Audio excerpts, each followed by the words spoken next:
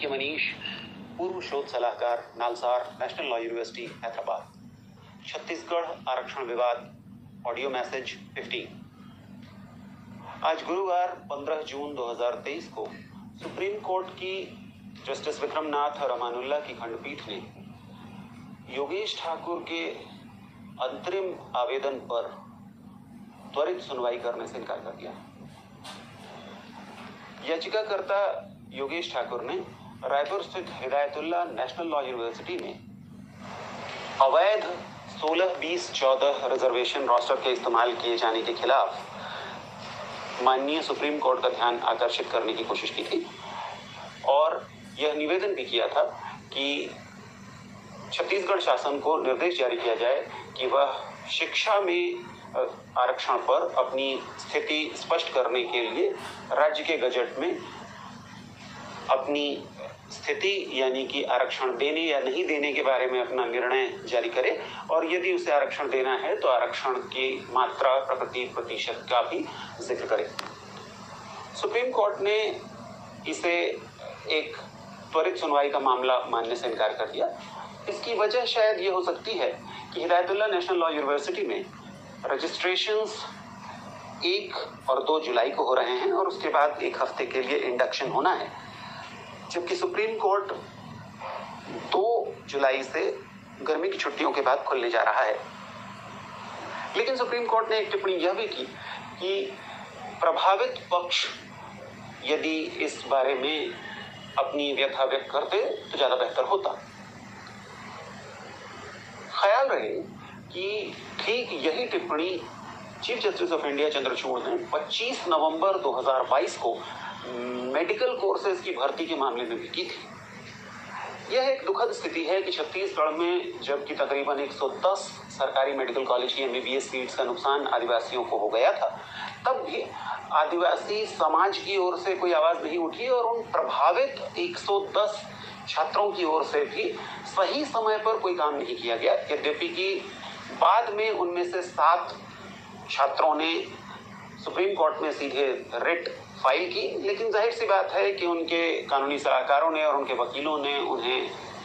अच्छे तरीके से मार्गदर्शन नहीं दिया, जिसकी वजह से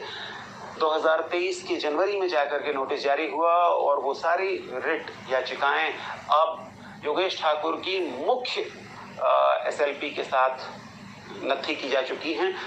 जाहिर सी बात है कि उनमें सुनवाई का और नतीजे का कोई अर्थ नहीं है, क्योंकि अब तो 2023 की नीट के नतीजे भी सामने हैं। ऐसे में 2022 की नीट के आधार पर सीटों का दिया जाना सुप्रीम कोर्ट से संभव तो नहीं है। ये बहुत आश्चर्य की बात है कि इस तरीके की आपत्तियां माननीय न्यायालय के द्वारा सिर्फ तभी उठाई जाती हैं जबकि जनजातीय हितों का, आदिवासी हितों का मामला होता है। ये ध्यान रखना चाहिए कि माननीय उच्च न्यायालय बिलासपुर ने यह कभी नहीं पूछा कि गुरु घासीदास साहित्य एवं संस्कृति अकादमी या सत्यनाम सेवा संगठन या पद्मा मनहर, PR खूंटे, भतपहरे, इन सज्जनों को किस व्यावसायिक पाठ्यक्रम में प्रवेश चाहिए था या वह किस शासकीय सेवा के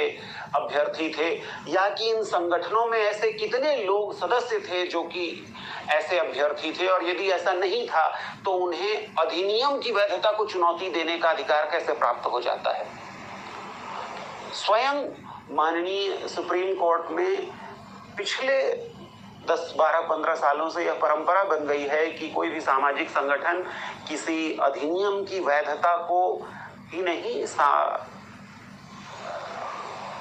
संविधान संशोधनों तक की वैधता को चुनौती दे लेते हैं और कई बार उन अधिनियमों, उनके प्रावधानों और संविधान संशोधनों तक को सुप्रीम कोर्ट ने अवैध घोषित किया है। तब भी जबकि उन संगठनों के द्वारा सामूहिक तौर पर अथवा उनके किसी भी सदस्य के द्वारा यह दिखाया नहीं जा सका है कि वह सीधे तौर पर उस अधिनियम अथवा उस संविधान संशोधन से कैसे प्रभावित होते हैं। इस तरीके के प्रश्न सिर्फ आदिवासी हितों का सवाल उठने पर ही माननीय हाई कोर्ट और माननीय सुप्रीम कोर्ट से क्यों पूछा जाता है, यह एक चिंता का विषय है। जाहिर सी बात है कि आदिवासियों की आवाज इस मामले में मजबूत नहीं है और वह सही तरीके से पेश नहीं होती है। छत्तीसगढ़ आरक्षण विवाद में हमने देखा कि जब कुछ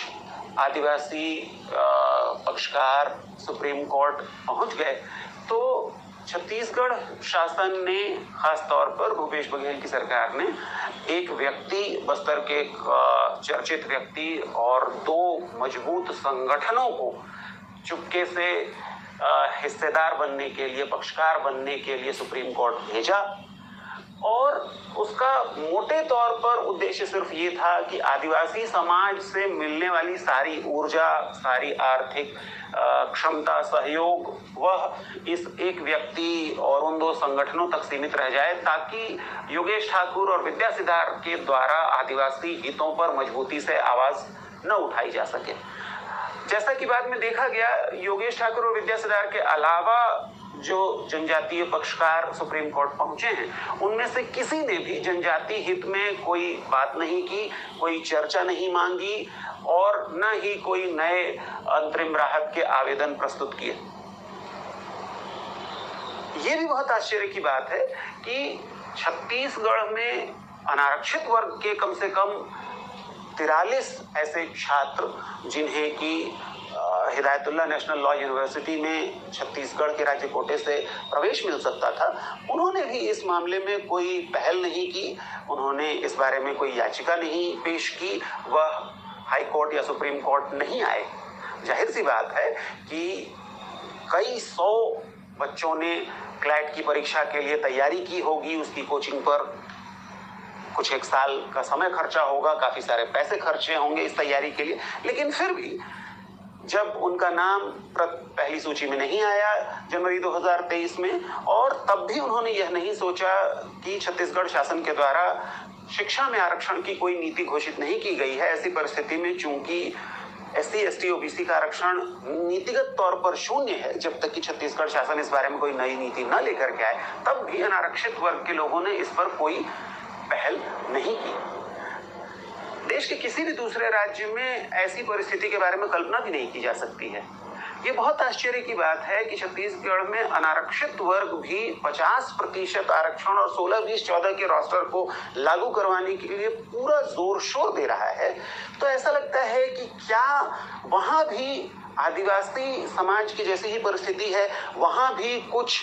समाज द्रोही लोग संगठन बनाकर बैठे हुए हैं और पक्षकार बनकर आ गए हैं और उनकी कोई साठगांठ भूपेश बघेल सरकार के साथ है कि वह समाज की पूरी ऊर्जा और सारा आर्थिक सहयोग सोख लेते हैं और उनकी वजह से किसी दूसरे व्यक्ति के लिए, किसी दूसरे संगठन के लिए सामाजिक हित में, सामाजिक न्याय के लिए या रूल ऑफ लॉ के लिए आवाज उठाना मुमकिन नहीं रह जाता है। क्योंकि यह तो स्पष्ट है ही कि इस तरीके की कानूनी लड़ाई सिर्फ और सिर्फ उत्साह और साहस से नहीं लड़ी जा सकती, इसके लिए बहुत अधिक आर्थिक संबल की, सहायता की, तैयारी की जरूरत होती है।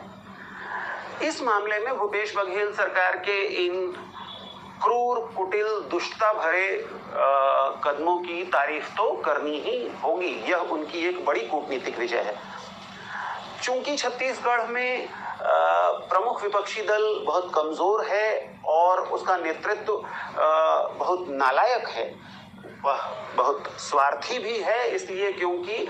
आश्चर्यजनक तौर पर सिर्फ माननीय भूपेश बघेल जी ही नहीं बल्कि भाजपा का राज्य नेतृत्व भी ऐसा समझता है कि ओबीसी तुष्टीकरण करते रहने से, उन्हें 27% आरक्षण का सपना दिखाते रहने से, जबकि छत्तीसगढ़ की सामाजिक परिस्थितियों में यह असंभव है कि अन्य पिछड़ा वर्ग को 15% भी आरक्षण कभी भी मिल पाएगा। ऐसा कभी नहीं हो पाया है और इतिहास में नहीं हुआ, भविष्य में भी यह कभी नहीं होगा। लेकिन इसे एक सपने की तरह दिखा करके, एक लालच की तरह दिखा करके, समाज को बरगला करके ये आशा करना कि इससे उन्हें वोट मिलेंगे और वह सत्ता को पलटने में कामयाब हो जाएंगे, कम से कम भाजपा का राज्य नेतृत्व आज तो यही सोचता है और यही वजह है कि आरक्षण विवाद पर कोई भी सार्थक तरीके के सवाल विधानसभा सत्रों में नहीं पूछे गए और न ही इस पर कोई मजबूती से पक्ष सार्वजनिक चर्चा के लिए रखा जाता है। जुलाई के पहले हफ्ते में इस प्रकरण में सुनवाई हो पाएगी या कि यह सुनवाई 12 या 18 जुलाई को या उसके बाद किसी तारीख को होगी, यह तो आने वाला समय ही बताएगा। लेकिन वे सारे छात्र और उनके पालक जो उदासीन होकर बैठे हुए हैं, यह सोचकर कि अगर उन पर फिलहाल कोई फर्क नहीं पड़ता है तो वह क्यों प्रयास करें, उन्हें यह समझ लेना चाहिए कि यह उदासीनता उनको भी प्रभावित करेगी। इसलिए क्योंकि जब तक छत्तीसगढ़ शासन इस बात को नहीं समझता कि एक नई नीति लाने की जरूरत होगी, इसलिए क्योंकि 58% पर लगातार भर्तियां और नियुक्तियां तो नहीं हो सकेंगी, चाहे उसके लिए फिलहाल अंतरिम राहत सिर्फ हाईकोर्ट की जजमेंट आने की तारीख तक जो प्रक्रियाएं शुरू हो चुकी थी उनके लिए दी गई हो। लेकिन